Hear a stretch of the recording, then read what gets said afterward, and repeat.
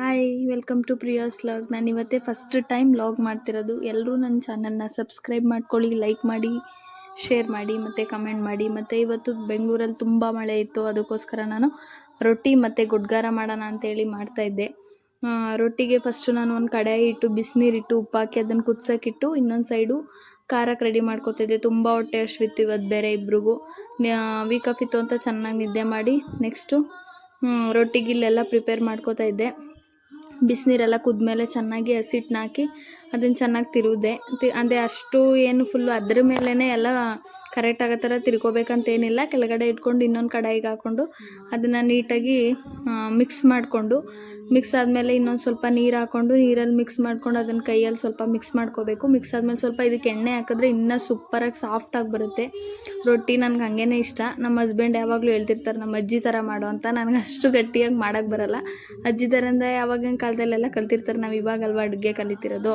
Next ಖಾರಕ್ಕೆ ಇಲ್ಲಿ ಮಿಕ್ಸರ್ಗೆ ಹಾಕೋತಾ ಇದ್ದೀನಿ. ಹಸಿರು ಮೆಣಸಿನ್ಕಾಯಿ, ಟೊಮೊಟೊ, ಬೆಳ್ಳುಳ್ಳಿ ಎಲ್ಲ ಮಿಕ್ಸ್ ಮಾಡಿಕೊಂಡು ನೆಕ್ಸ್ಟು ಜೀರಿಗೆ, ಮೆಣಸು, ಹುಣಸೆಹಣ್ಣು ಮತ್ತು ಸಾಂಬಾರು ಸೊಪ್ಪು, ಸ್ವಲ್ಪ ಉಪ್ಪು, ನೀರು ಎಲ್ಲ ಹಾಕ್ಕೊಂಡು ಗ್ರೈಂಡರ್ಗೆ ಹಾಕ್ಕೊಂಡು ಮಿಕ್ಸಿ ಮಾಡಿಕೊಂಡೆ. ಅದಾದಮೇಲೆ ಇದನ್ನು ಸ್ವಲ್ಪ ಒಗ್ಗರಣೆ ಮಾಡ್ಕೊಂಡ್ರೆ ಇನ್ನೂ ತುಂಬ ಟೇಸ್ಟಿಯಾಗಿರುತ್ತೆ. ಮಿಕ್ಸಿಗೆ ಒಗ್ಗರಣೆ ಮಾಡ್ಕೊಳ್ಳೋಣ ಅಂತ ಹೇಳ್ಬಿಟ್ಟು ನಾವು ಒಂದು ಕಡೆ ಹಾಕಿ ಎಣ್ಣೆ ಹಾಕಿ ಅದಕ್ಕೆ ಸ್ವಲ್ಪ ಸಾಸಿವೆ ಕಾಳು ಹಾಕ್ತೆ. ನೆಕ್ಸ್ಟ್ ಇದಕ್ಕೆ ಸ್ವಲ್ಪ ಕಡಲೆಬೇಳೆ ಹಾಕ್ಕೊಂಡ್ರೆ ಇನ್ನೂ ತುಂಬ ಚೆನ್ನಾಗಿರುತ್ತೆ ಟೇಸ್ಟು. ಹಾಗೆ ಕಡಲೆಬೇಳೆ ಹಾಕ್ಕೊಂಡೆ. ಕಡಲೆಬೇಳೆ ಎಲ್ಲ ಚೆನ್ನಾಗಿ ಫ್ರೈ ಆಗಬೇಕು, ಹುರ್ಕೋಬೇಕು ಫ್ರೈ ಆಗೋ ಥರ. ಇದಾದಮೇಲೆ ನೆಕ್ಸ್ಟ್ ಸ್ವಲ್ಪ ಇದಕ್ಕೆ ಈರುಳ್ಳಿ ಹಾಕ್ಕೊಂಡ್ರೆ ಇನ್ನೂ ಟೇಸ್ಟ್ ಇರುತ್ತೆ. ಈರುಳ್ಳಿ ಹಾಕ್ಕೊಂಡು ಈರುಳ್ಳಿಲಿ ಹುರಿದ್ಮೇಲೆ ಅದೇ ಖಾರನ ಆ ಒಗ್ಗರಣೆ ಬಟ್ಲಿಗೆ ಹಾಕಿ ಹುರಿದು ನೆಕ್ಸ್ಟು ಇದಕ್ಕೆ ಬರೀ ಅದೇ ಇದ್ದರೆ ಏನು ಚೆಂದ. ಇವತ್ತು ಬೇರೆ ಆಷಾಢ ಮಾಸ ಅಲ್ವಾ, ಅದಕ್ಕೇ ನಾನೇನು ಮಾಡೋಣ ಅಂಥೇಳಿ ಕ್ಯಾರೆಟ್ ಹಲ್ವ ಮಾಡೋಣ ಅಂಥೇಳಿ ಕಡಾಯಿ ಇಟ್ಟು ಅದಕ್ಕೇ ತುಪ್ಪ ಹಾಕಿ ಗೋಡಂಬಿ ದ್ರಾಕ್ಷಿ ಎಲ್ಲ ಚೆನ್ನಾಗಿ ಹುರ್ಕೋಬೇಕು. ಗೋಡಂಬಿ ದ್ರಾಕ್ಷಿ ಹುರ್ಕೊಂಡಾದ್ಮೇಲೆ ಅದು ಸ್ವಲ್ಪ ಚೆನ್ನಾಗಿ ಫ್ರೈ ಆಗಬೇಕು. ಚೆನ್ನಾಗಿ ಫ್ರೈ ಮಾಡಲಿಲ್ಲ ಅಂದರೆ ಹಸಿ ಥರನೇ ಇರುತ್ತೆ. ಚೆನ್ನಾಗಿ ಫ್ರೈ ಮಾಡ್ಕೊಂಡು ಅದನ್ನು ಎತ್ತಿಟ್ಕೋಬೇಕು.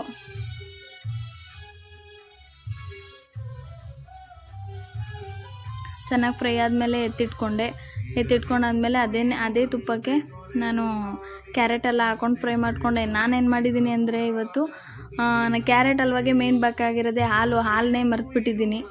ನಾನು ಹಾಲು ಥರ ತೋದೆ ಅಷ್ಟರೊಳಗೆ ನನ್ನ ಹಸ್ಬೆಂಡ್ ಫ್ರೈ ಮಾಡ್ತಾಯಿದ್ರು.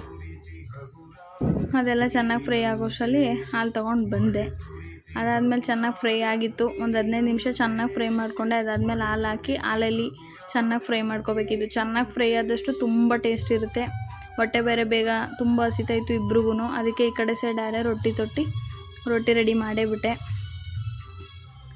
ಅದಾದಮೇಲೆ ಈ ಕಡೆ ಸೈಡ್ ರೊಟ್ಟಿನೂ ಆಗ್ತಾಯಿತ್ತು. ಹಂಗೆ ನಮಗೆ ವಿತೌಟ್ ಶುಗರೇ ನಮ್ಮಿಬ್ರಿಗೂ ಇಷ್ಟ. ನಾವು ಶುಗರ್ ತಿನ್ನಲ್ಲ. ಅದರಿಂದ ಸಕ್ಕರೆ 2 ಸ್ಪೂನು ನಾನು ಹಾಕ್ಕೊಂಡಿದ್ದು. ನಿಮಗೆ ಬೇಕು ಅಂದರೆ 3 ಟೇಬಲ್ ಸ್ಪೂನ್ ಹಾಕೋಬೋದು. ಅದು ನಾನು ಮಾಡಿರೋ ಅಳತೆಗೆ 3 ಟೇಬಲ್ ಸ್ಪೂನ್ ಬೇಕು. ನಾನು 2 ಟೇಬಲ್ ಸ್ಪೂನ್ ಹಾಕ್ಕೊಂಡಿದ್ದು ಸಕ್ಕರೆನ. ಅದು ಫ್ರೈ ಆಯ್ತಾಯಿತ್ತು. ಇನ್ನು ಈ ಕಡೆ ರೊಟ್ಟಿನೂ ರೆಡಿ ಆಯ್ತಾಯಿತ್ತು. ರೊಟ್ಟಿ ರೆಡಿ ಆದಮೇಲೆ ಇನ್ನೇನು ತಿನ್ನೋದಷ್ಟೇ ಬಾಕಿ. ಅಷ್ಟರೊಳಗೆ ಇನ್ನೊಂದೆರಡು ಒತ್ಬಿಡೋಣ ಅಂತೇಳಿ ಇನ್ನೊಂದೆರಡು ಒತ್ತಿದೆ. ಅದಕ್ಕೆ ಕಿತ್ತೋಯ್ತು ಬೇರೆ, ಅದನ್ನು ಹಾಕ್ಬಿಟ್ಟಿದ್ದಾರೆ ನಮ್ಮ ಹಸ್ಬೆಂಡ್. ಏನು ಮಾಡೋಕ್ಕಾಗಲ್ಲ, ಮಾಡಬೇಕಾದ್ರೆ ಕಿತ್ತೋಗೋದೆಲ್ಲ ಸಹಜ. ನನಗೆ ಇನ್ನೂ ಅಷ್ಟು ಪರ್ಫೆಕ್ಟಾಗಿ ರೊಟ್ಟಿ ಬರಲ್ಲ, ಯಾರೂ ಬೈಕೋಬೇಡಿ. ಗೋಡಂಬಿ ದ್ರಾಕ್ಷಿ ಮೊದಲೇ ಹುರ್ಕೊಂಡು ಎತ್ತಿಟ್ಟಿದ್ನಲ್ವ, ಅದನ್ನು ಹಾಕಿದ್ದೀನಿ. ಮತ್ತು ಇದಾಗಿತ್ತು ಇವತ್ತಿನ ವ್ಲಾಗ್ಸು. ಇಷ್ಟ ಆದರೆ ಎಲ್ಲ ಲೈಕ್ ಮಾಡಿ, ಕಮೆಂಟ್ ಮಾಡಿ, ಶೇರ್ ಮಾಡಿ, ಸಬ್ಸ್ಕ್ರೈಬ್ ಮಾಡಿ.